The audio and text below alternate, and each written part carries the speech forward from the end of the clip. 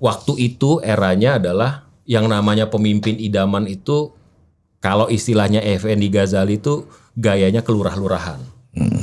Rapi, berwibawa. Seragamnya, aku jadi presiden mah nggak pakai modal dengkul, itu pun dengkulnya Amin Rais. Ya, kalau menurut gue itu nggak receh. Oh itu nggak receh. Kalau menurut gue itu nggak receh.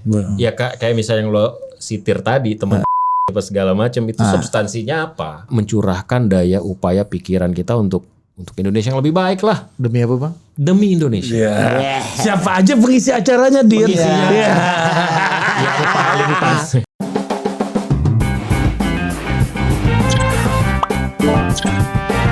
Kita mau ngomongin apa deh sama Bang Vito nih? Ngomongin ini aja. Apa ya? Namanya? Oh dia ini satu dari sedikit orang yang lu wawancara Rizik setelah keluar penjara atau apa bang? Sebelum sesudah dia masuk penjara pertama di di Monas itu Oh ini ya AKKBB ya? Iya. Iya kan? Satu dari sedikit sekali orang yang wawancara Rizik bos. Iya. Makanya Eksklusif. Dan ini loh Tapi pakai eksklusif gak itu bang? Nggak penting. Ini udah kita record. Eksklusif itu kadang-kadang begini. Kasih lu dekat bang. Ini Ini nggak sensitif nih. Kalian harus beli lebih mahal. Ya ini kan nanti ultra mikro bang. Itu urusan editor bang, nggak usah bang Vito juga. Sama gitu nggak boleh nutupin dagu karena dagu tuh masih bisa dijual. Itu hukum pertama dari broadcasting itu kayak gitu. Jadi muka tuh harus tuntas gitu. Ini pelajaran guru gua nggak ngajarin ini sih. Iya. Guru lu siapa? Ira Kusno. Bukan bukan Prabu Revolution. Prabu, bos. Bos. Jadi eksklusif. Sama Habib Rizik itu sebenarnya eksklusif gini ya, sekali lagi eksklusif ya. Eksklusif tuh kadang-kadang jadi label untuk jualan dan larinya tuh ke komersialisasi pemberitaan. Yang namanya berita itu harus eksklusif memang. Artinya gini, lo mengupayakan sendiri. Pak Karni Ilyas itu guru gua. Pak Karni Ilyas tuh bilang. Coba tirukan dulu, kasih tiru dulu sedikit. Power tends to corrupt. Absolute power tends to corrupt. Absolutely. Lord Acton, bangsawan Inggris. Kita rehat dulu sejenak. Pak CT itu yang rekrut gua loh. Jadi gua pertama kali itu punya bos namanya Karni Ilyas gitu. Kok Pak CT Pak KI? Pak KI. Pikiran CT terus.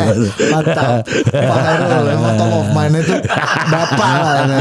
Jadi Pak KI itu bilang, Karni Ilyas tuh bilang sama gua, kalian itu jadi jurnalis jangan kayak tukang sate di komplek. Jadi tukang sate di komplek itu kalau udah jam 8 itu biasanya itu kan gini ya, kalau tukang sate itu biasanya berkumpul bersama-sama karena kontraknya tuh bareng-bareng. Potong ayam bareng-bareng, bikin bumbu bareng-bareng. Kalau udah jam 8 mereka beriringan tuh di komplek tuh. Jadi jualan sate itu pakai 3 gerobak gitu. Nah dia bilang jangan jadi tukang sate kalau jadi jurnalis. Jadi kalian tetap harus eksklusif gitu. Kalau misalnya Grab interview misalnya, value edit yang bisa didapatkan setelah itu ngomong sama narasumber yang lain. Ngomong sama narasumber itu, sempatkan untuk ngobrol lagi sehingga ada value edit dari konten yang kalian buat gitu. Jadi sebenarnya idealnya semua konten berita itu harus eksklusif gitu. Kalau dilabelin eksklusif kemudian dijajakan kemana-mana itu jangan-jangan ada unsur komersialisasi. Komersialisasi itu tidak dalam dan itu wajar juga dong. Wajar, unsur komersialisasi dalam karena kan jurnalistik. Kita masuk ke era kompetisi kan, gitu ya. Melabelkan eksklusif itu ya I try to winning the competition gitu. Kalian jadi jurnalis jangan kayak jualan sate di komplek gitu. Iya. Kalau ada bosnya teman sahabat kita namanya Idam Samana, Bang Elman Saragi. Halo Bang Elman, kalau lagi marah-marah di newsroom Bang Elman kata Idam, pengakuannya nih Idam nih ponakannya Rahman Toleng almarhum ya, bilang gini, kalian nih jangan di sini aja kalian, jangan nunggu tai anyut kalian. Itu apa namanya adagium yang dipakai jurnalis-jurnalis kawakan lah yang jadi guru-guru kita tuh. Satu lagi ketiak ular. Lo bisa nyari nggak ketiak ular di mana? Jadi dia Cornelius tuh kalau evaluasi itu, ini tulisan ini kayak ketiak ular. Ya. Suaranya terlalu bagus untuk Cornelius. Coba lu ngomong dulu nanti Ari yang nirukin. Ya coba ngomong dulu nanti Takut kualat gua nggak mau. Gue tambahin nanti. Takut kualat. Inyak gue itu. Pemirsa. jadi Pak KAI itu bilang, ini tulisan kayak ketiak ular. Apa tuh ketiak ular? Kita pikir-pikir. Kalian tahu nggak ketiak ular? Kayaknya ular nggak ada ketiaknya. Exactly dia bilang. Ini tulisan ini nggak ada awalnya, nggak ada akhirnya, ujung pangkalnya. Muter-muter sampai akhirnya orang bingung. Ini apa sebenarnya gitu. Banyak lah ada gium yang biasa dipakai. Tulisan ini kayak ketiak ular. Ketiaknya pakai Rexona. Itu Ahok, itu Ahok, Mas. Itu Ahok. Ketiaknya pakai Rexona atau Itu maling. Gitu terakhir. Alvito Dinova. Belum kita kenalkan. Ini bos gue dan guru gue. Gue baru ngerasain nih in the belly of the beast nih yang namanya total politik. Nah, gimana? Coba lu kasih lu adik-adik lu ini. Nah, bagus sih, artinya total politik itu menghadirkan perspektif yang berbeda ya. Artinya selama ini yang kebanyakan beredar konten yang bicara soal politik itu biasanya punya tendensi tertentu, punya agenda tertentu gitu. Nah ini barangkali karena teman-teman sudah sangat dekat dengan dunia jurnalistik, jadi kontennya tuh nggak berani ke kiri-kirian, ke kanan-kananan. Kalaupun ke kanan tengah, kalau ke kiri tengah. Jadi tetap bisa diuji. Kita memang ideologinya nasionalis religius, Bang. Iya, minimal bisa masuk threshold parliamentary ya. Iya. Tapi apa namanya logonya bulat gitu ya memang ya. Nah coba Ari, lu kasih dulu filosofi ini. Nah ini niru new school aja Bang di New York Bang. Niru kayaknya bagus nih. Bulat jadinya. Nah tapi udah memikirkan ini waktu itu key visual Bang. Jadi 2 bulat itu nanti tanpa ada total politiknya orang udah tahu itu total politik gitu tadinya kayak gitu. Atau jadi orang takut ini kalau nggak ada T nggak ada P-nya itu jadi toko donat ini. bagel and donuts. Iya benar. Boleh juga itu bisnis saya. Tapi apa menariknya sih total politik itu? Kenapa kalian fokus ke politik dari sekian banyak isu yang ada di dunia ini? Lo kenapa nggak ngomong masalah mistik, ngomongin masalah selebritis misalnya, ngomongin masalah gaya hidup? Kenapa politik? Ya kalau gua sih berpikirnya bukan bikin sesuatu yang rame Bang, tapi memang di politik ini udah one way ticket gitu aja. Udah terjebak aja. Oke. Jadi dari awal gua lulus kuliah, kerjaan berhubungan sama politik terus, nggak ada isu lain. Pernah kita berdua moderator isu air waktu itu Bang. Budi nanya ke orangnya, Pak, jadi berapa meter jarak antara septic tank dan sumber air ideal? itu susahnya ya tuntutan. Nah itu kan harus cari uang Bang. Nggak apa-apa. Iya, benar. I've been there, I done that gitu. Gue pernah mengalami isu di mana Gimana lu kasih cerita dulu. ketika gue terima kerjaan itu kan, terima kerjaan tuh banyak alasannya ya. Artinya apakah karena kedekatan, karena orang minta tolong, nggak ada lagi nih gue udah kepepet nih orang yang gue kontak nggak datang apa segala macam. Gue pernah ngomongin tuberkulosis. Gue pernah ngomongin tuberkulosis. Gue cuma tahu orang bengek doang kalau tuberkulosis itu that's it gitu. Ya akhirnya nggak, ya itulah apa yang. Bagaimana menurut pendapat Bapak? Kalau Bapak gimana menanggapi itu? Udah yang normatif aja itu. Itu gaya pembawaan. Oh tapi kami berusaha untuk tidak normatif Bang. Ya, bagus. Kalau lo punya waktu untuk sedikit ngeriset sih oke. Jadi kalau misalnya lo dapat kerjaan besok, lo baru dikontak malam-malam seperti ini. Nah, ya kan? Sama lu kayaknya dulu di talk show lu juga pernah mengalami ini Bang, kejutan-kejutan menarik itu ya. 5 menit jelang siaran. Tapi kan Bang Vito ini aslinya orangnya komedik ya. Loh, Maksudnya Bang Vito itu penyiar radio SK. iya Bos. makanya sama Effendi Ghazali, Bang Ming gitu. Bang Effendi Ming. itu gue nggak ketemu. Effendi Komeng. itu Bang Ege itu udah nggak di SK waktu gue masuk SK. Gue masuk SK tuh tahun 96. Puncak-puncak radio SK tuh 80-an sampai 90 pertengahan lah. Itu Miing apa Diamor gitu-gitu ya Bang. Pertama ya produknya SK itu namanya Bagito gitu. Bagito tuh sebenarnya berguru sama Prambors, tapi karena ruang nggak ada di Prambors dan waktu itu juga Prambors udah mulai bergerak ke lebih ngerapiin lah gitu ya. Lebih ke lifestyle anak Lifestyle muda. dan apa namanya mau broad up. Karena gini kan, komedi itu selalu dipotret sebagai hiburan kelas bawah. Kan kalau misalnya lo nggak bisa ciptakan kesejahteraan, katanya ciptakanlah sirkus gitu kan. Sesar. Iya, jadi sirkus itu yang kemudian menjadi konsumsi kelas bawah gitu. Jadi SK itu berani sih untuk menghadirkan pelawak itu. Produknya pertama Bagito, terus kemudian Empat Sekawan, kemudian Patrio. Empat Sekawan itu siapa ya? Oh, Diri Ginanjar ini ya. Iya. Pak Komar. Pak Komar. Terus Ulfa Dwiyanti, Taufik Safalas, almarhum, Patrio setelahnya, Komeng dulu punya Diamor, terus Komeng berdiri sendiri. Terakhir itu produk-produknya adalah Tukul, Sembako, termasuk Yadi dan Kiwil, terus Temon gitu. Nah, terus lu produk gagal di situ. Gue produk gagal. Kalau gua harus akui gini loh. Defect nih. Gua itu ngelamar ke Radio SK karena agak besoknya. Lo angkatan berapa UI? 2008. 2008. SPP lo berapa waktu itu? 1,7 udah subsidi berkeadilan. Ya. Gua itu masih makan subsidi negara tuh banyak banget. Jadi waktu gua kuliah di UI itu SPP gua 495 udah sama fasilitas tuh, bis kuning dan lain sebagainya 495. Suatu malam bokap gua tuh datang ke kamar gua waktu gua belajar, gua masih ingat lagi belajar pengantar akuntansi itu, dia bilang, "Saya cuma punya uang segini, dikasih 200 gitu. Saya nggak tahu gimana caranya kamu tutupin biaya SPP muslim." Ini ginting senior ini ya. Penting senior. Di rumah kontrakan kami di Kampung Jati Parung waktu itu. Oh, di Parung, Bogor. Di Parung. Gitu. Nah, gue bingung, gue nyari duit dari mana nih kalau kayak gini nih. Besok adalah Hari pembayaran. hari terakhir pembayaran. Di saat yang membingungkan itu terus ya gue dengerin radio kan. Hiburan kita zaman dulu cuma radio, nggak ada Twitter, nggak ada apa segala macam, cuma radio doang gitu. TV udah punya kan lo, tapi Tapi kan gue lagi belajar kan cuma dengerin radio. Nah di radio itu gue kebetulan dengerin radio SK dan memang gue suka sama radio SK itu. Gue denger mereka lagi buka lowongan gitu.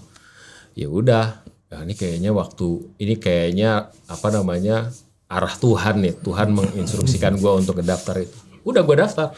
Proses akhirnya gue masuk aja gitu. Ya gimana caranya lo jadi pelawak kalau lo introvert gitu.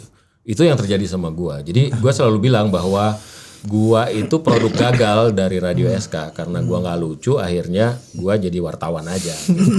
itu aja udah lucu banget. Iya. Jadi itu yang terjadi. Tapi gimana ya Bang? Itu tuh apa namanya ininya gimana tuh, tes masuknya itu gimana ke Radio SK tuh? Kan lu bilang lu kan nggak lucu, artinya kan pasti lu nggak, artinya lu punya skill set dong sampai lu akhirnya diterima. Dan Enggak, mereka tuh lagi nyari announcer. Jadi di SK tuh dibagi dua dua kategori. Pengisi acara sama penyiar. Pengisi acara tuh pelawak sebenarnya gitu. Nah, yang dicari tuh penyiar. Penyiar itu nge-DJ lah istilahnya gitu. Nah, yang di tes itu ya pertama pengetahuan umum sama pengetahuan lagu. Iya, pengetahuan entertainment ya, bidang hiburan sama lagu gitu. Nah, karena gue suka musik, ya gue bisa jawab lah itu gitu. Yang ngetes gue Salah yang ngetes nih kayaknya. yang ngetes gue tuh namanya Rafik. Rafik itu sekarang jadi bosnya di MRA. MRA Radio. MRA Radio gitu. Ya udah, gue tes itu terus ditanya Apa tuh Bang waktu itu? gua tuh mungkin lu punya jokes nggak yang bisa lo ceritakan sama kita gitu. Gue bingung apa yang bisa gue. Akhirnya gue bilang gini, suatu hari seorang anak pulang ke rumah dengan membawa nilai dari tes dia gitu. Terus bapaknya nanya, berapa nilai kamu? Nilai saya 0 gitu. Terus dia lihat bapaknya ngelihat hasil tesnya itu dan marah-marah bapaknya. Mana gurunya? Kita datengin sekolah kamu.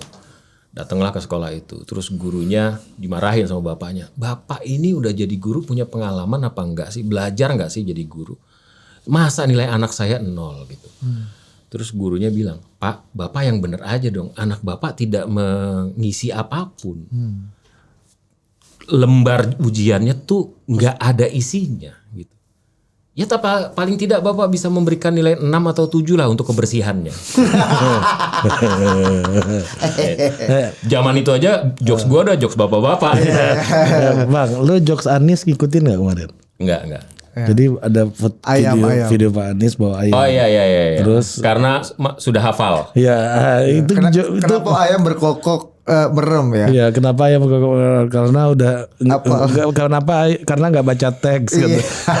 tapi ini ya. Itu gimana jokesnya menurut lo tuh Bang sebagai It's alumni? okay gitu. Tapi Tentu dia nggak boleh memuji secara berlebihan tokoh politik. Tapi menurut gua gini. Jokesnya Itu dilakukan oleh banyak tokoh politik loh sekarang. Kalau lo ngikutin Nah, Pak itu Erlangga poin gua. Hartarto, Iya. Oh iya, itu selalu aja ada tebak-tebakannya gitu. Iya.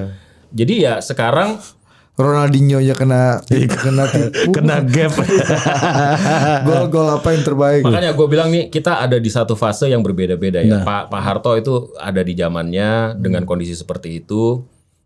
Ada masa transisi di zamannya Pak Habibie, Gus Dur, Bu Mega gitu ya. Kemudian muncullah sosok yang kemudian kita pilih langsung. Waktu itu eranya adalah yang namanya pemimpin idaman itu kalau istilahnya Effendi Ghazali itu gayanya kelurah-lurahan. Rapi, berwibawa, Seragamnya ini tertata. Jahat bukan. batil bukan. Marah aja tertata Bang. Ya, jadi Jam session aja katanya tertata kata Osdar bos. Respect Pak SBY. Ya. jadi menggunakan istilah PSBY juga sampai zaman Lebaran kuda, tokoh yang lain-lain itu profilnya nggak akan jadi presiden. Kita masuk ke era baru di mana pemimpin adalah kita. Pokoknya pemimpin tuh kalau bisa nongkrong jongkok di pinggir jalan ngaduk-ngaduk Kopi pakai sasetnya. kopi saset, Iya. pakai bungkus sasetnya gitu ya, Indra nongkrong Maulana. sampai malam gitu ya. Indra Maulana.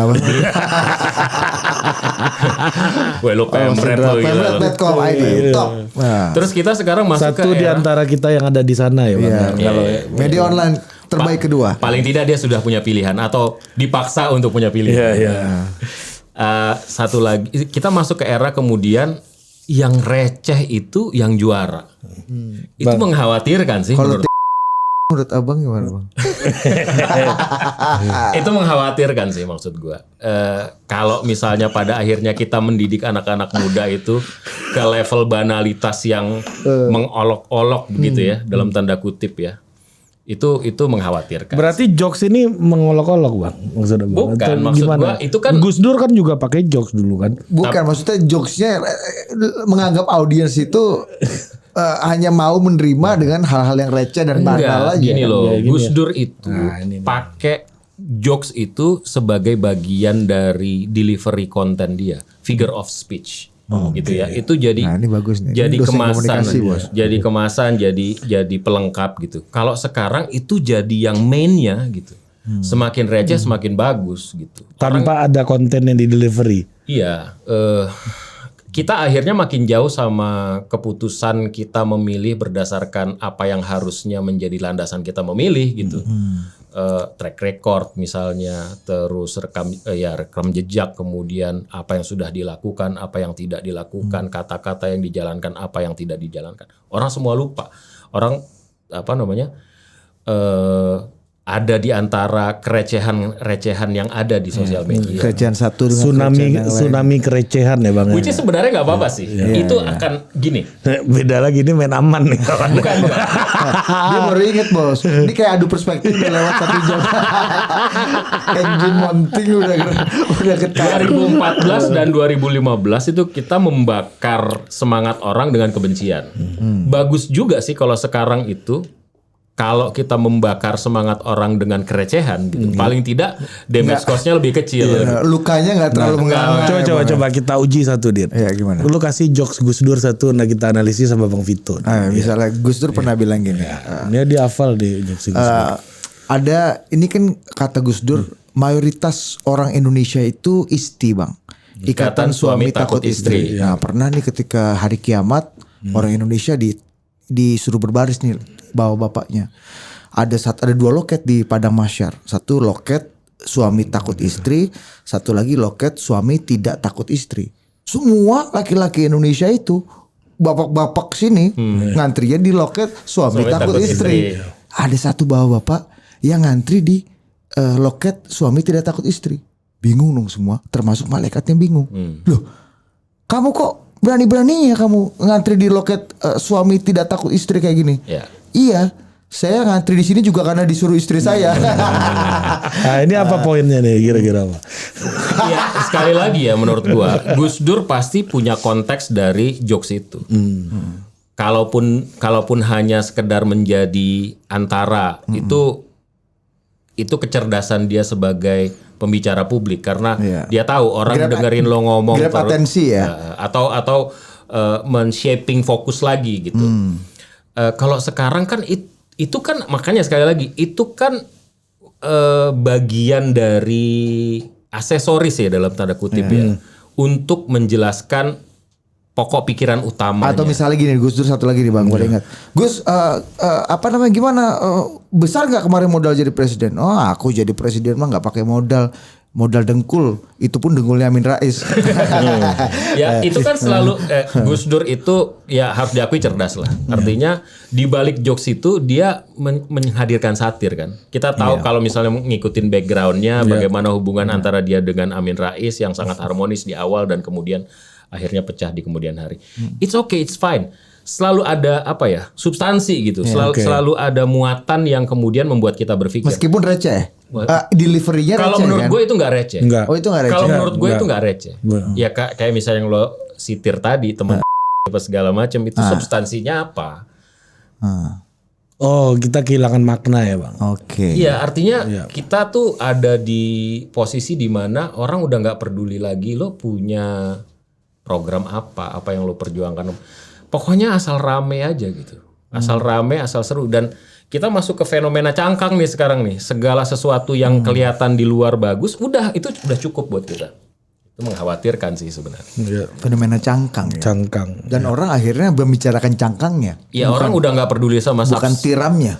Iya, orang udah nggak peduli lagi sama substance kan. Ini Job tuh. iya, itu alarm yang setiap Alarm, hari Bang. dia Alarm random, setiap Bang. hari ada di situ. Alarm random, alarm random untuk Dan mengingatkan, 80% wawancara gue tuh terganggu dengan untuk mengingatkan aja. Apa lo? Ya, kalau kita ada yang mantau.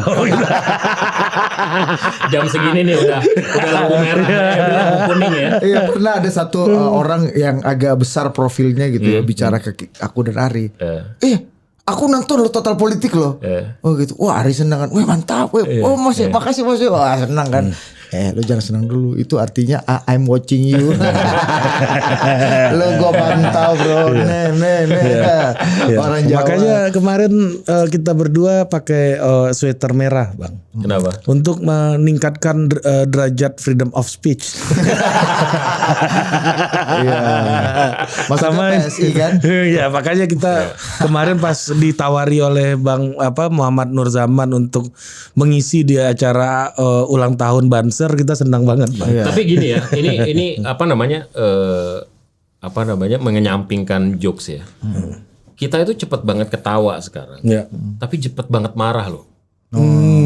Kita ketawa pada substansi yang harusnya lo kok kebanyakan ketawa sih lo gitu. Di saat yang sama, di saat kita harusnya ketawa gitu, kita jadi marah akhirnya. Setuju. Ketersinggungan. Ketersinggungan tinggi, makanya, betul. Iya, maksud gua tuh orang tuh Tapi sekarang antara kerecehan dan ketersinggungan ini Bang ya, dua kutub yang ekstrim. itu kan jadi paradoks ya. Iya. Maksud gua kita jadi bingung sendiri nih. Kalau kita ngejokes ini kira-kira jatuhnya orang ketawa atau orang marah gitu. Kalau moderat kita jadi Pak SBY dong. Ya akhirnya kita nanggung-nanggung semua. Iya. Kita akhirnya nanggung-nanggung semua. Ya apakah kemudian kita akan bisa terus-menerus seperti itu gitu? Itu juga jadi pertanyaan buat kita sih. Tapi sebenarnya menurut lu kan juga setiap hari ini kan lu ngelihat traffic, ngelihat apa namanya tuh Bang, itulah ya, apa sih Statistik ya, analytics kan ya kan. Memang market kita favor itu, atau kita yang mendelivery itu terus menerus sehingga itu membentuk market gitu. Ini mana telur mana ayam dulu Bang, menurut lu nih? Gini, kita bikin yang gua yakini ya, kita nggak bisa ngedikte pasar sih. Ada waktu itu seorang yang kita kagumi bersama, namanya Peter F. Gonta gitu ya. Pak Peter, selamat malam kalau PFG idolaku. Pak Peter itu bikin Dia program. dia kalau plank lebih lama dari lu, gue yakin. Iyalah. Planknya dia. Sehat. Walaupun tetap nggak bisa membedakan BPJS kesehatan dan ketenaga kerjaan. Dia kalau dengar ini dia ketawa pasti gitu. Gue bilang Bapak udah kelamaan jadi orang kaya gitu. Pak Peter itu dulu dia adalah pengelola satu stasiun TV namanya SCTV. Di SCTV itu ada acara jazz. Acara jazz. Gue tahu banget Pak Peter itu cinta banget sama jazz. Kalau nggak sampai Java sekarang Jazz. ini ada Java Jazz gitu. Tapi kan pasar nggak menghendaki itu. Gitu. Iya. Ya, Sementara TV yang lain tempat istri lu bekerja waktu itu dangdut di Taman Mini kan Bang. Iya. Roim, Roma Irama segala macem. Jadi gue sih selalu percaya gini, kita banyak bekerja di media ya. Media itu nggak bisa ngedikte pasar. Once lo mendikte pasar, berusaha mendikte pasar, pasar akan memberikan jasnya ke lu. Lu bikin program bukan karena lu suka gitu, tapi karena lo tahu orang sukanya ini, sukanya itu, sukanya ini, sukanya itu. Jadi menurut gue sih nggak bisa. Dan ada ada Gium juga yang mengatakan bahwa media itu adalah cerminan dari masyarakat yang mereka layani gitu. Pilihannya kalau misalnya lo mau konsisten, istiqomah, perjuangannya berat banget. Lo mau yang ini jurnalisme high class dan lain sebagainya, takutnya yang baca nggak banyak. Berarti Itu pilihan aja. Itu pilihan. apa yang ingin disampaikan Detik itu dengan berita ditemukan ular ini? Gue selalu bilang begini. Itu berita paling baru bosnya. Dan terbaruan itu nomor 1 tuh. Dong ya. Pertanyaan gue gini, berita itu banyak dibaca orang apa enggak? Itu ukurannya gampang. Kita lihat most populer. Di most populernya ada apa? Kalau ada itu artinya interest orang terhadap yang begitu-begituan banyak gitu. Ditemukan ular.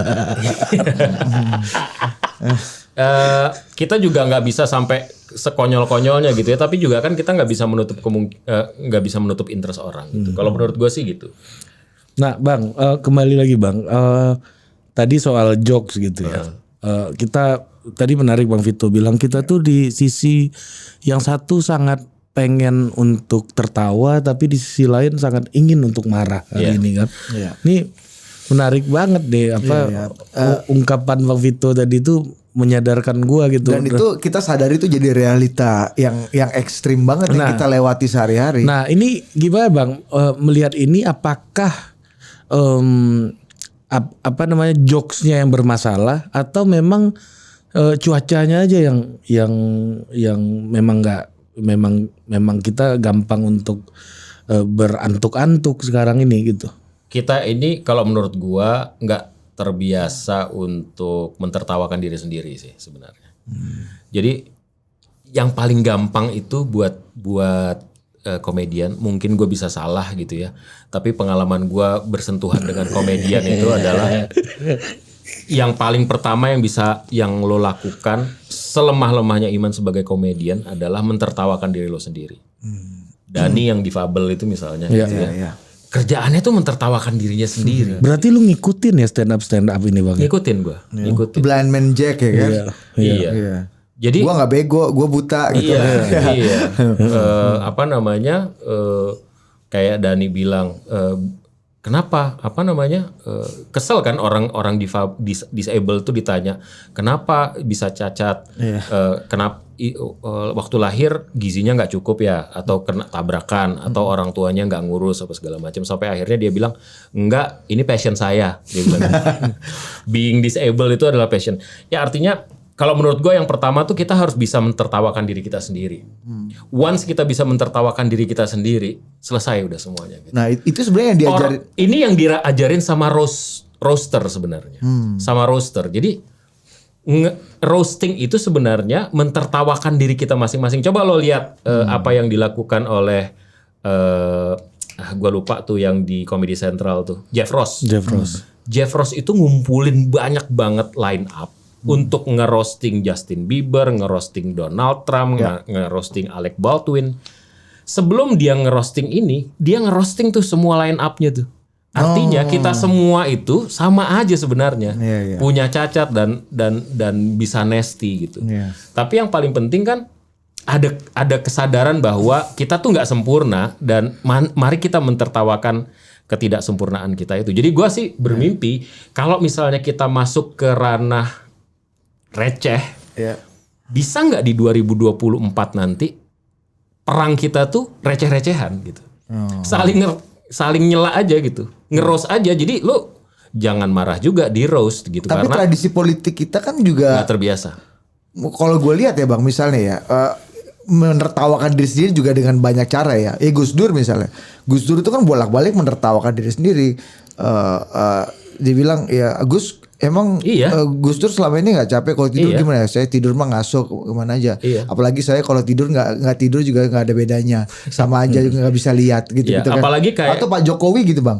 Pak Jokowi itu kan bolak-balik ngerosting dirinya sendiri kan. Aku ya apa aku bodoh apa gitu-gitu. Emang gubernurnya bodoh kok. Itu pas Ganjar. Oh itu Mas Ganjar juga. Pas Pak Jokowi kan gitu kan, waktu sama Pak Bibit Waluyo kan masih ingat kan. Gue masih ingat banget. Jadi yang pertama dilakukan ya sebelum campaign atau in between campaign di Amerika itu ada sebuah keluarga yang menyiapkan makan malam bersama dan itu jadi tradisi. Jadi kompetitor kandidat itu diundang bersama untuk makan malam bersama dan mereka stand up comedy gitu. Lo bisa cari itu di YouTube. Suatu ketika Mitt Romney itu di roast sama keluarga ini. Bukan. Jadi yang tampil itu waktu itu Obama sama Mitt Romney gitu. Mitt Romney dia mentertawakan dirinya sendiri. Selamat malam buat tuan rumah. Terima kasih sudah mengundang kami. Akhirnya saya bisa hadir dengan santai di sini, pakai baju taksido yang dengan makanan yang mewah. Ya seperti yang kita lakukan di rumah gitu. Itu sebenarnya jokes. Karena potretnya Mitt Romney itu adalah orang yang punya duit banyak dan kemudian nggak bisa mengetahui kesulitan orang Amerika seperti apa. Sebaliknya Obama tuh bilang gini, terima kasih sudah hadir Senator Mitt Romney yang kontender saya dalam kontes ini gitu. By the way, Mitt itu adalah nama tengahnya gitu. Namanya gue lupa nama depannya Mitt Romney itu siapa. Seandainya saya bisa menggunakan nama tengah saya. Barack Obama kan namanya Barack Hussein Obama kan. Ada itu menertawakan diri sendiri. Itu menertawakan diri sendiri. Kan Obama pidatonya skinny guy with the nama yang aneh. Nggak, maksud gue kita tuh suka banget nyela orang, tapi nggak siap untuk dicela orang gitu loh. Sebelum orang nyela, kita mencela diri kita sendiri. Itu maksud gue kan lucu ya. Orang itu ada di stand up comedy, kemudian disu sama orang hanya karena dia berkomedi gitu loh. Maksud gua, lu nggak ada kerjaan yang lain ya selain ngurusin itu gitu ya. Nih bang, nih ada joke satu nih bang. Apa? Bang Sandiaga, Bang Sandi bilang gini, kalau kita di embargo Amerika, paling tidak bisa makan McD doang gitu. Nah itu ya akhirnya kita itu gimana Pak? Yang kita kumpulin itu akhirnya ya receh-receh aja gitu. Baik yang berlomba-lomba untuk menjadi receh, which is sebenarnya ya oke lah di titik tertentu selama itu lo konsisten aja di situ. Tapi kan ini di era of clickbait gitu bang. Misalnya Presiden Jokowi diserang gitu, juru bicara .2 pret gitu, pasti viral tuh. Iya. Walaupun kita udah makin kesini makin nggak santai loh menurut gua. Makin nggak santai karena sosial media menurut gua. Dan kita itu menurut gua ya, tingkat independensi kita terhadap sebuah isu ketika kita masuk ke sosial media itu sangat-sangat rendah. Ya, Karena gimana? Karena Tingkat independensi terhadap satu isu ketika masuk sosial media itu rendah tuh gimana tuh? Penjelasannya Ini, tuh. kalau waktu itu belum ada sosial media menurut gua, lu punya peer groups doang. Kita bertiga nih berteman gitu ya. Terus si Ari tuh punya perspektif tertentu. Kita bisa mengamini perspektif itu, bisa juga tidak gitu ya. Dan kita nggak terlalu banyak pilihan. Kita nggak akan mencari kelompok lain untuk kemudian menguji sikap gitu. Atau mencari umat untuk membenarkan apa pilihan kita. Kalau di sosial media itu tingkat independensi kita rendah. Kita itu ingin menjadi bagian dari crowd gitu ya. Karena kalau misalnya nggak menjadi bagian dari crowd, kemudian kita nggak menjadi siapa-siapa. Karena itu banyak sekali orang yang kena padahal nggak punya niatan apapun selain hanya sekedar menjadi bagian dari crowd dan punya eksistensi. Dia pada akhirnya juga nyesel juga sih, ngapain ya gue ngomong kayak gitu padahal di komentar doang. Dapat tepuk tangan sih, dapat Iya. mantap, likes. Enggak, sebenarnya buat ini Bang, ketika dia serang-serang orang, ngata-ngatain orang, gue baik ya gitu. Cuma buat itu. Si Inaya Wahid pernah ngomong gini, ini ada problem yang agak serius terkait gimana sosial media kita semua netizen itu memperlakukan korban pelecehan seksual. Iya. Dengan memaki-maki dan menghujat orang yang terduga melakukan pelecehan, kita sudah menganggap bahwa diri kita baik dan berkontribusi atas perlindungan terhadap korban. Tapi korbannya juga tetap trauma dan tetap sendirian dan tetap tertati-tati juga pada faktanya. Gua tuh gini, gua punya sosial media, gua punya Instagram, gua punya Twitter, gua pemain Twitter Dan dia Orla dia bos. sejak tahun 2009 kan. Bareng Wimar sama Benhan dulu. Sejak 2009. Kopi ganja ya. Kopi ganja. Benhan, Kopi Ganja, Gita Putri. Kawan-kawan. Itu termasuk yang sering ngebully gua waktu itu. Karena dianggap TV One tidak berpihak pada Sri Mulyani dan lain sebagainya. Termasuk Wimar ya bang. Om Wimar juga gitu. Dulu gua tersinggung sekarang gue udah bisa pahami itu. Karena itu gue sekarang perlahan-lahan udah nggak peduli sama sosial media. Sosial media akan gue cari sebagai second source untuk mendapatkan informasi dan hiburan aja gitu. Sekali lagi karena menurut gue nggak terlalu banyak manfaatnya juga sih sebenarnya. Kalau lo mau bikin mau bersikap terhadap satu hal tuh nggak perlu ngerame-ramein gitu. Dan nggak perlu cari lawan, nggak perlu cari musuh. Di Amerika itu orang bilang kan ya, hasil survei Microsoft mengatakan netizen kita tuh sadis gitu. Di Amerika tuh lebih sadis bro sebenarnya. Cuman ya karena freedom of speech, amandemen pertama ya itu kebebasan orang dan kemudian nggak ditanggapi secara serius, dicariin rumahnya misalnya, ngajakin berantem di Senayan misalnya. Itu terkenal banget ya. Iya. Udah gabung partai lagi abang itu sekarang. Gua tuh Setiap ngikutin. orang itu selalu merefer cerita ini ya. Nggak, gua amazed. Gua ngikutin cerita itu dari pertama mereka saut-sautan sampai pada akhirnya mereka ngajak ke Senayan, akhirnya berantem, akhirnya yang satu menang, yang satu kalah. Terus yang kalah kemudian dihibur-hibur sama Budiman Sujatmiko itu gua ngikutin terus. Nah itu terdokumentasi dengan baik dalam sebuah thread di Twitter ya bang. Dengan baik. Maksud gua apa sih kita nih? Ini apa sih kita?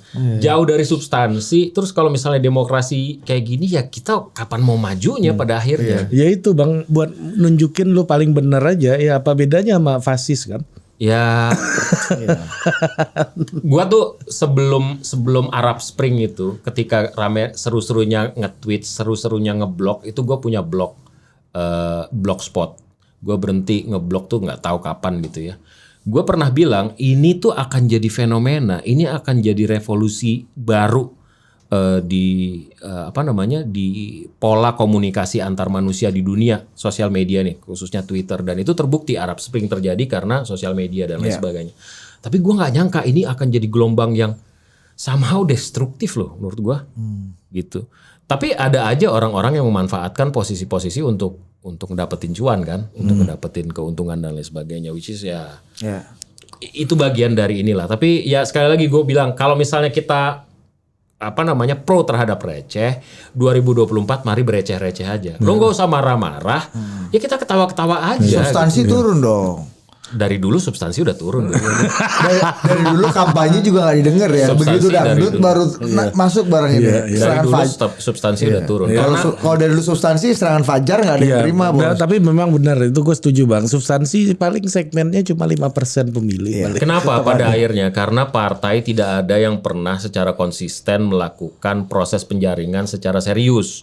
Kaukus di Republik misalnya atau konvensi di Demokrat itu dilakukan secara serius. Kalau kita tuh enggak gitu loh. Kita bikin ya seolah-olah udah nih ya jadi calon, udah lo dilepas sendiri gitu. Oh ini lo calon kita ya pemenang konvensi, ya udah lo jalan sendiri. Tapi kan mereka kan selalu bersandar dengan based on survei, Bang. Survei adalah wajah dan manifestasi dari aspirasi. Makanya konvensi Itulah sama yang kita Kaskus dukung. itu nggak pernah based on survei. Setiap Kaukus, negara bagian. Kaskus mah ini. Kaukus, Iya. ya Kaukus. Lu jangan Pertamax Gun. Soalnya kalau gue dulu siaran nih gue dimaki-maki dia mulu, Pak. Jadi kesempatan ngomong-ngomong, gue balas dendam. cendol kan. Ngomong-ngomong Andre Darwis itu memberikan secara khusus ke gua itu verified account di Kaskus loh. Jadi waktu gua Andre Darwis Nah ini aja udah salah kan. Bukan. Itu Yuli Andre Darwis itu kan KPI Bang. KPI. Andre siapa? Andre Andre Rosiade kan bukan. Iya. Udah udah mulai receh nih. Apa Andrea Nusa? Oh Andre Semen Padang. Udah mulai receh. Andre Lumut. Iya. Enggak, pokoknya si Andre itulah. Si Andre itu Iya. Andre Kaskus lah ya. Andre Kaskus. Itu gua baik. Darwis. Jadi si Miminnya sendiri yang ngasih verified account ke gua. Jadi FJB Bang ya. bukan FJB Bang. Buat COD kan dari situ FJB sekarang forum jual beli kan. Oh iya benar. Ya. Ya tapi mungkin ya kalau gue sih ya substansi sih agak jauh ya. Kita demokrasi substantif itu belum dapet sih sampai sekarang. sih. Tapi paling enggak jangan ngamuk-ngamuk lah ya. Bang. Nah itu at least Iya. kerecehan itu kan dari dulu receh. Berarti Dan dari dulu benar nggak dong yang substansi. dilakukan Pak Anies dengan ayam nggak baca teks. Atau Mas Ganjar dengan kue bayar SPP Mukidi. ora. Iya. Mukidi apa siapa sih yang dia pakai istilahnya Bapak siapa namanya? Siapalah gitu Iya, ya. Pak Ganjar kan tiap hari itu buat Iya kan di TikTok kan. Berarti memang banalitas ini untuk derajat tertentu menyelamatkan dari katastrofik gitu Bang. Ya pokoknya apa maksud gua Katastrofik pembunuhan massal yang Demokrasi. menakutkan lah gitu. demokrasi itu nggak worth it lah dibayar sama nyawa. 2019 itu nasty banget bos. betul. Iya. Kasian banget yang mati-mati itu. Lebih nasty 2019 apa 2014? 2019 menurut gua. Karena ada nyawa Bud di situ Bud. Oh iya. 2014 tuh kita cuman ngelihat orang nyela-nyela aja gitu loh. Ya paling mentok Panca berantem sama siapa? Akhirnya sebut nama Bud. Akhirnya sebut Panca Demokrat ini kan. Akhirnya sebut nama. Itu juga fenomenal tuh. Hormat Bang Panca. Ya, Bang Panca top juga. Tapi ya Sama Bang Ferdinand ya. bukan. Sama siapa sih Bang Panca? Gua taunya akunnya itu namanya Rogue in Paris. Entah siapalah tuh namanya. Tapi nggak sampai dibawa ke Senayan ini kan. Iya Senayan. Senayan berkelahi di Yang Senayan. tadi cerita Oh, ini kita. Bang Panca Iya. ya? Panca. Dan itu bukan hanya Panca dan si anak ini gue lupa namanya siapa. Mungkin Budiman Sujatmiko bisa ngasih tahu namanya siapa. Bukan hanya mereka yang hadir. Pendukung-pendukungnya mereka nonton bos. Datang nonton. Kalau sekarang kan kemarin sebelum ditutup Holy Wings bisa tinju di Holy Wings Bang. Ya kan? Maksud gue gini. Paling yang boleh tuh tweet war tuh naik di kita kan beberapa kali memfasilitasi tweet war juga kan. Iya. Bang Vito tuh dulu waktu di newsroom di CNN. Ini lagi rame nih tweet war udah dua-duanya ya lu hadirin nih.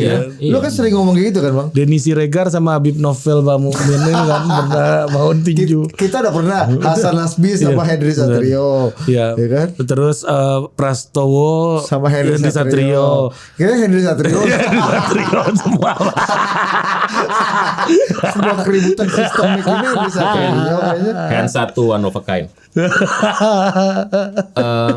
Kita tuh ada di era dimana gini. Ada elemen-elemen demokrasi yang sangat basic yang belum kita tuntas gitu. Gini ya maksud gue ya. Di TV One dulu Asik ya Pak. kita pernah Ini punya eksklusif nggak nih? Hah? Eksklusif nggak nih? eksklusif. Apa gue perlu naik tangga? Bro, sehat-sehat bro. Gua gak sebut nama lo. Di TV One dulu kita bikin program namanya Debat. Debat itu bukan hanya sekedar Programnya bukan udah adu domba, udah Bos. jadi. Iya, kita adu domba di depan. Tapi gini, itu kelihatannya adu domba ya teman-teman ya. Kelihatannya ini sirkus gitu. Tapi ada substansi yang nggak boleh dilupakan di situ. Kita itu ada di fase di mana kita tuh masih jadi orang Indonesia yang pola komunikasinya itu pasif agresif. Pasif agresif itu gue nggak suka sama lu. Di depan lu gue baik-baik. Tapi lu nggak ada, gue ngomong sama Budi hari itu orang tuh nggak jelas. Balik lagi ketemu bertiga baik-baik lagi gitu. Itu pasif agresif. Dan kita tuh terbiasa dengan gitu. Dan terbiasa terus terang apa Nggak adanya. terbiasa terus terang. Jadi kita bikin program itu tujuannya adalah lu ngomong deh dan selesai di omongan.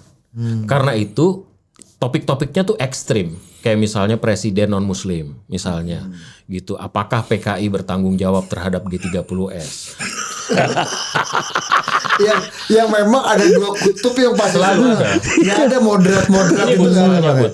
Soalnya gini, gue khawatir gini, konflik-konflik horizontal di Indonesia itu terjadi karena kita gagal untuk berkomunikasi satu sama lain dan kita salah tanggap terhadap orang yang berlawanan. Iya. Kalau misalnya kita terbiasa berdiskusi dengan bebas dan setelah itu ya kayak zaman kita cerita orang cerita zaman dulu zaman konstituante deh. Iya. PKI ketemu sama Mas Yumi, ketemu sama NU, bertengkar di dalam gedung, pulangnya bonceng-boncengan naik sepeda. No hard feeling gitu. Kita tuh belum masuk ke fase itu. Mungkin zaman itu mereka dididik didikannya didikan barat barangkali ya atau gimana gua nggak tahu lah. Kita tuh baper gitu loh. Kita ngomong tuntas harusnya. Jadi gue tahu standpoint lo tahu standpoint gue. We are agree to disagree, and that's it gitu. Kalau selama ini kan kita nggak tahu nih dia tuh sebenarnya gimana orangnya, Iya, iya. seperti apa, nggak tahu. Orang senyum ini lebih bahaya ya Bang ya. Ngeri. Jadi Kalau enggak sebelum ngatain mohon izin. terus udahlah berhentilah menggunakan hukum untuk Penyelesaian ini ya. bukan penyelesaian justru untuk Menunjukkan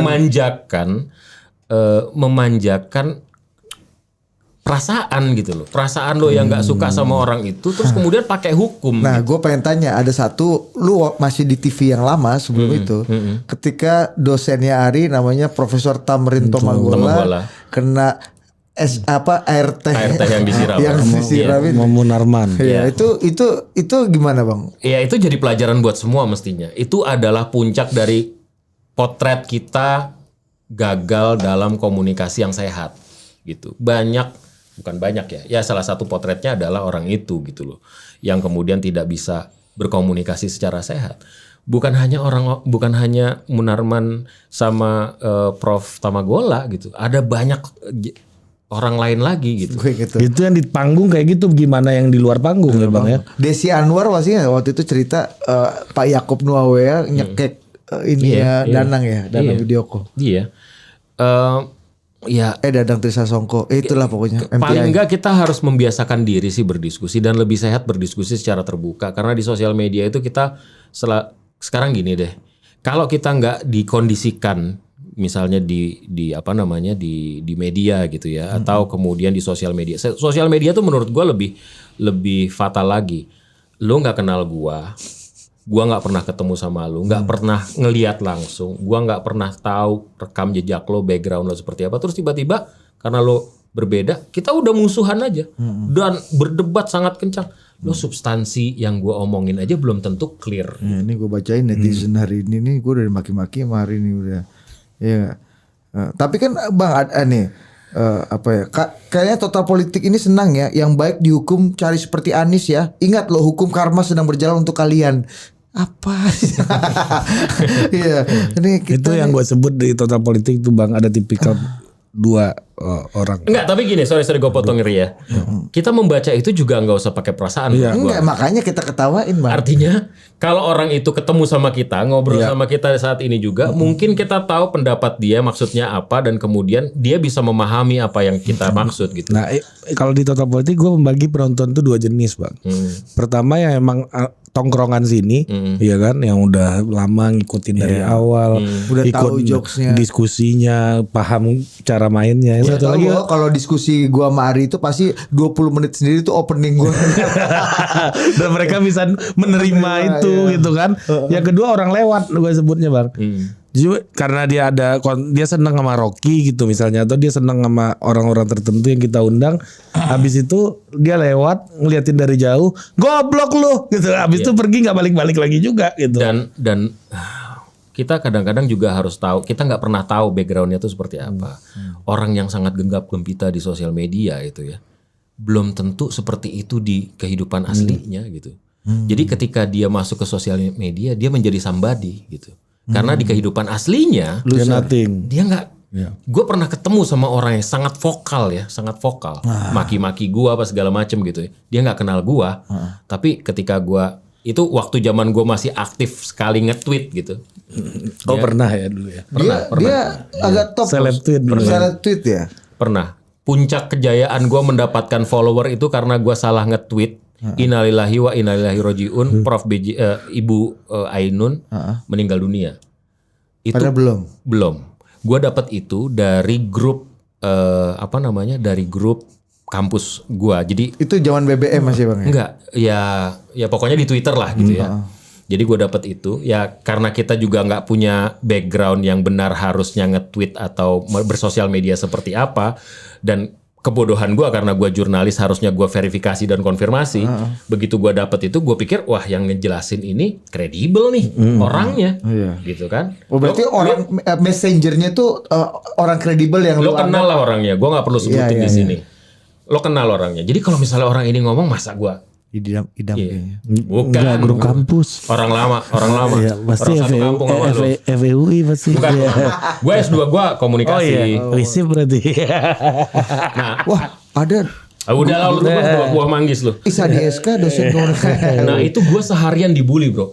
Gue udah bilang, ketika itu terkonfirmasi salah, gue udah bilang minta maaf. Gue sorry salah, tweet gue salah apa segala macam gue minta maaf. Lo hapus ya? Tapi bulinya nggak selesai, nggak berhenti. Gue nggak kenal orangnya siapa segalanya. Dan orang yang penasaran karena gue mungkin waktu itu gue trending kali ya waktu itu ya. Hari itu gue bisa dapet tambahan follower sekitar 20.000 kalau nggak salah. 20.000 dan pemain Twitter kan waktu itu masih belum banyak. Iya, itu Bu Ainun waktu itu zaman kapan tuh Bang ya? Iya. Dan ya kembali lagi ya gue bilang ya. Nah terus lu ketemu orangnya? Lu tau dari mana orangnya itu loser di kenyataan dan Ya hebat karena di... ada temen gue yang bilang, Bang Ini itu si nggak itu." disapa Bang, itu si itu tuh gitu. Gue lihat orangnya biasa aja gitu ya, tampilannya nggak kayak orang yang singa podium atau gagah genggam gempita. Orangnya biasa banget. Kaos murah gitu ya. Enggak. Gue nggak ngeliat appearance-nya. Tapi maksud gue tuh orangnya tuh nggak seperti yang kita bayangkan lagi. Parfum Axe.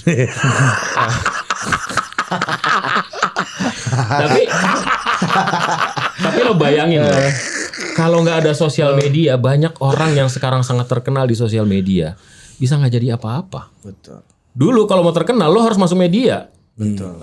Kenapa akhirnya pada masanya orang berlomba-lomba menjadi penyiar televisi, artis dan lain sebagainya. Sekarang lo nggak perlu masuk ke media mainstream. Itu cara paling terhormat untuk dikenal dengan cara yang lebih terhormat kan. Jadi Sekarang jurnalis gini deh Bud, waktu zaman gua dulu jadi pembawa berita gitu ya, TV yang menyiarkan berita itu masih sedikit. Dan yang ditonton lebih sedikit lagi gitu ya. Anchornya juga terbatas. Sekarang TV berita aja udah ada berapa loh? Metro, TV One, Kompas, Berita ya? iNews, Berita 1, CNN, CNBC, Tapi pasti Rifanat paling top dong di antara itu. Anafir. Mbak Anafir. Ntar kita kasih tahu ya. Dibalik. Ntar kita kasih tahu dia. Kita sebut nama lo nak. Rifana. Sekarang lo kalau lo mulai berkarir sebagai penyiar berita, dikenal apa enggak lo? Bisa-bisa nggak Oh dikenal. enggak, iya. Iya, Kolamnya udah penuh dan warna-warni. Orang akan lebih mengenal Atta Halilintar, Ria Ricis, Iya. Siskakul dan lain sebagainya ketimbang pembaca-pembaca berita. Jadi maksud gue ya plus minus gitu ya. Tunggu dulu bang. Budi ini tahu Siskakul gak? Tahu dong. Marki Cop. Mari kita coba. Ya, siapa? Siska Kol. Siapa? Loh, lu nggak Siapa? tahu? Dia istrinya siapa coba? Makannya nih pakai daun, makan kol pakai apa? Gak tahu kan dia. Gak tahu dia bang. Apa bang lagu daerah-daerah Umur apa? mulai tua Sayur lu. kol, apa? Makan anjing pakai sayur kol. Gak tahu kan lu. Ya Lu itulah. tahu lu. Tahu. Oh, Lu tau dari Dores nggak? tahu Dul dong. Sumbang tahu. Joni Iskandar lu tahu. Bang, tapi gue kemarin ke Synchronize ya, nonton festival Synchronize, isinya itu milenial Z semua, penontonnya satu hari aja sampai 20 ribuan. Itu bang, gue jam 2 siang memang datang mau nonton Karimata, Chandra Darusman, Aminah Tokosin gitu-gitu. Jadi orang lama banget. Iya. Masih ada mereka. Ada tua-tua Lengkap. lengkap Budi semua. Haryono. Erwin Gotawa. Mas Erwin kan udah jadi bintang banget katanya. Ya Oh, kita kurang cuma satu Erwin aja, agak sibuk dia kata Mas Chandra. tapi itu legend sih. Legend. Dan yang nonton bang kanan kiri gue tuh anak-anak Z, nyanyi. anak-anak Z gitu, Gen Z. Nyanyi gak? Ya take off tuh gitu, ambil video. Ready Nation You ada? Ready Nation You. Ada juga. Ya ada pokoknya gitu-gitu bang. Terus ada satu penampilan dari Nasi Daria, tau gak lo bang? Jadi Perdamaian. perdamaian segala macam. Itu anak-anak Gen Z itu sampai yang gini-gini gitu segala macam. Itu nggak mengherankan bos. Itu- Bang Vito aja tahu bos. Ya enggak. Nasi Daria tuh zaman gua. Iya. Iya maksud gua. Terus abis itu ada Darah Puspita gitu-gitu. Orang menikmati gitu bang. Iya. Dan itu milenial Z. Banyak dari mereka yang Dan wawasan mereka kan bisa preserve karena ada sosial media, ada YouTube kan. iya. Dan itu jadi satu orang influencer mereka itu ikut itu jadi tren baru gitu kan. Iya. Makanya anak gua itu ngerti lagu Kahitna dari awal itu menurut gua, loh kamu kok tahu sih gitu?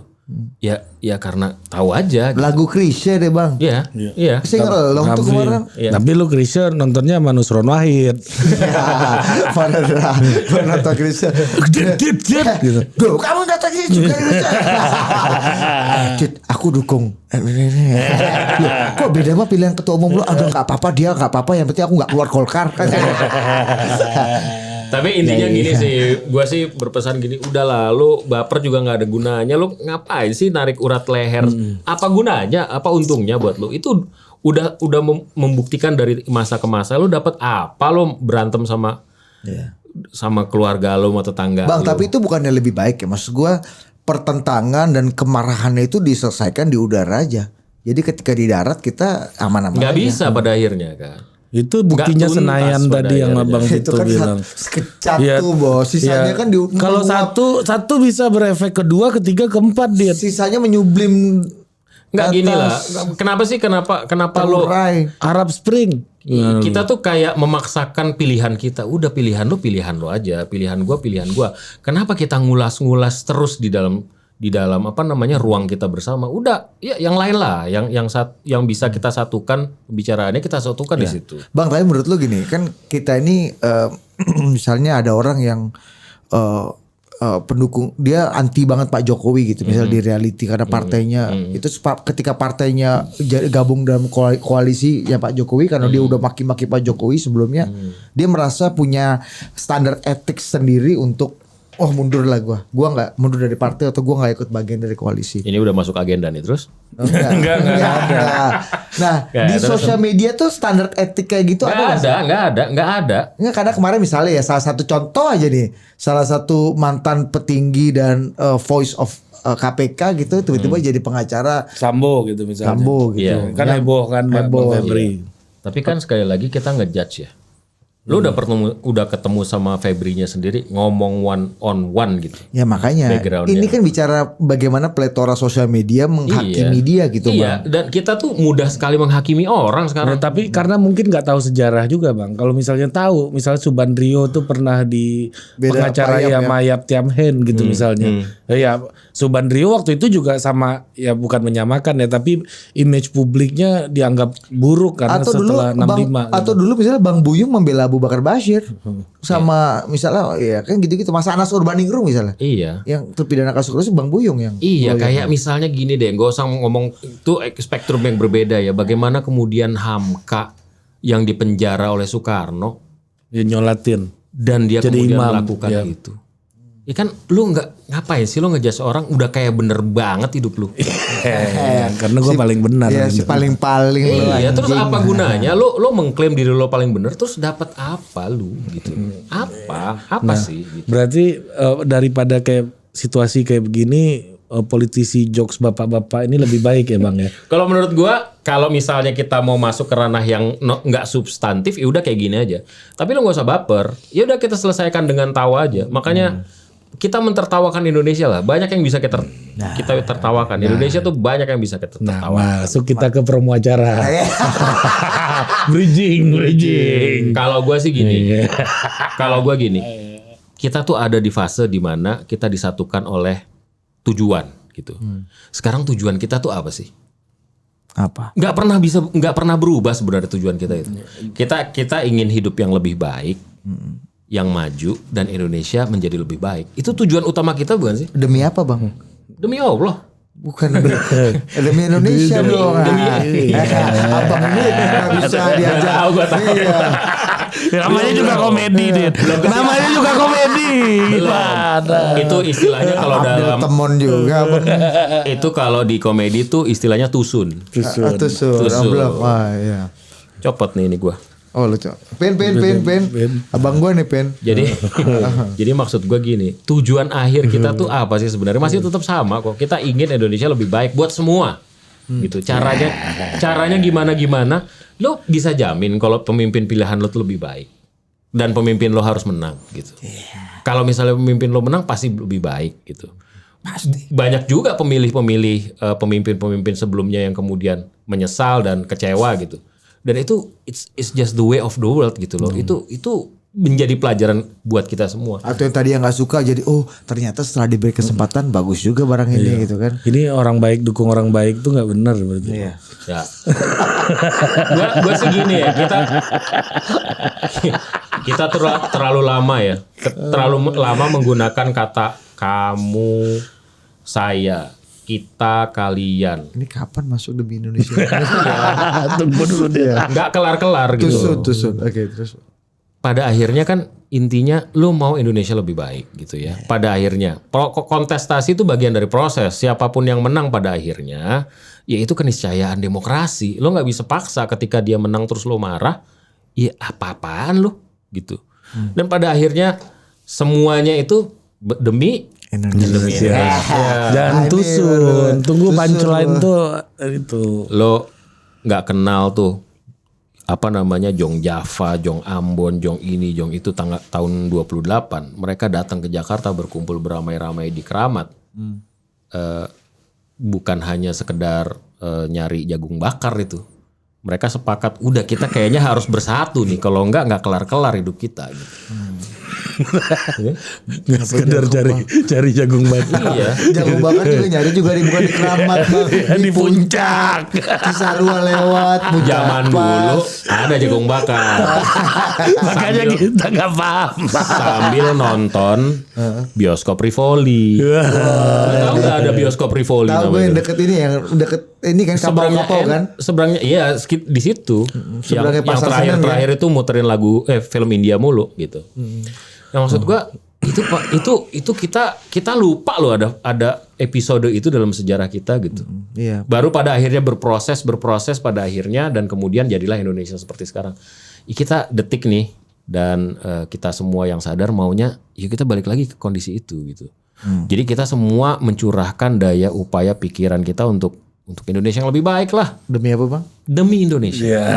Siapa aja pengisi acaranya dia. Yang paling pasti gini. Yang jadi pembawa acaranya Budi Adiputro dan Ari Putra. Itu yang paling penting di antara yang lain. Itu nggak penting. Dan yang paling kecil bayarannya. Lo masih untung dibayar.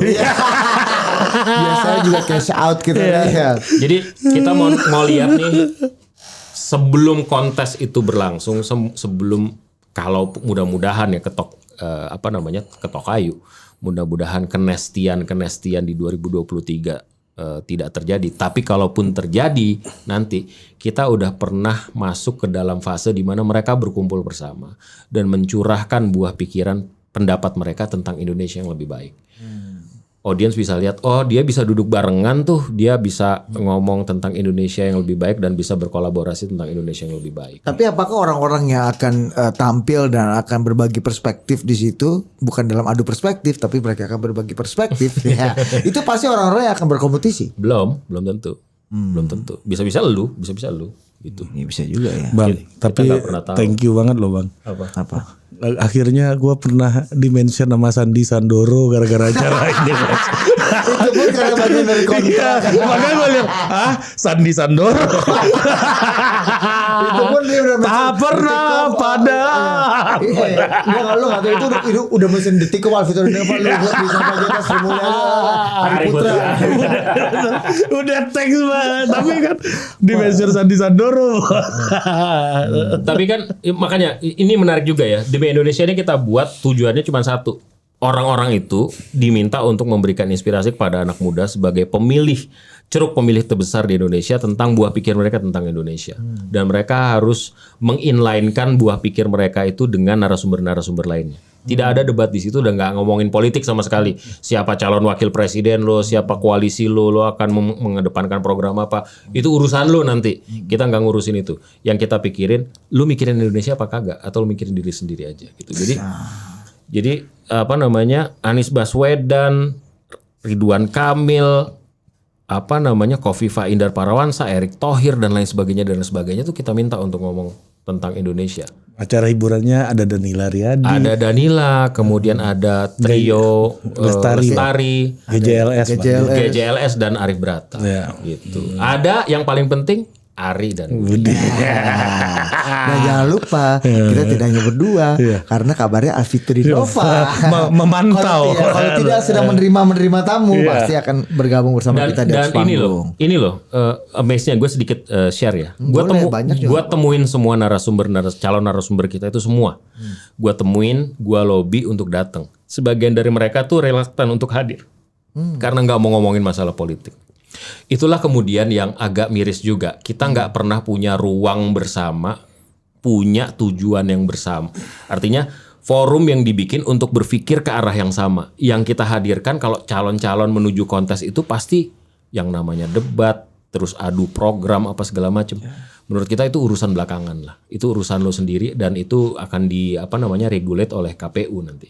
Ini forum bersama, lo mikirin Indonesia dulu. Lo belum jadi siapa-siapa, belum tentu jadi capres, belum tentu jadi cawapres. Tapi visi lo tentang Indonesia seperti apa? Yang terbaik buat Indonesia dan yang paling penting tuh menginspirasi. Tugas mereka itu sebelum memimpin kita semua memberikan inspirasi kepada kita. Layak nggak lo menjadi pemimpin kita? Kalau lo nggak bisa menginspirasi kita ya sorry gitu. Nanti teman-teman bisa menilai sendiri. Yang datang sekitar 1.000 orang. Kalau lo mau datang, lo harus daftar di Detikcom karena sekarang angkanya udah 1.500.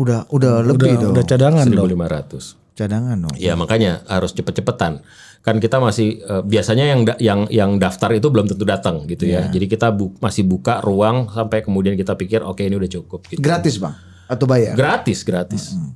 Dan bisa nonton di Detikcom juga. Kalau misalnya lo nggak mau datang karena hari Sabtu adalah hari rebahan lo gitu, lo bisa nonton di rumah. Gitu. Itu kira-kira. Siska siapa tadi? Siska Kol. Gitu. Udah ini kurang baca Detik Hot, Wallipop. Lo kebanyakan nonton Mango Live lo. Iya.